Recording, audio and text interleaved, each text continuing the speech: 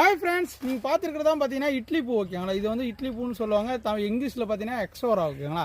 இந்த எக்ஸோராலே பார்த்தீங்கன்னா பெரிய பெரிய பூ வருது. நம்ம மல்லிப்பூ மாதிரியே வந்து பார்த்தீங்கன்னா அழகாக இதுவும் பார்த்தீங்கன்னா மாலையும் கட்டுறாங்க ஓகேங்களா. மாலையும் கட்டுறாங்க, சாமிக்கு வைக்கிறாங்க.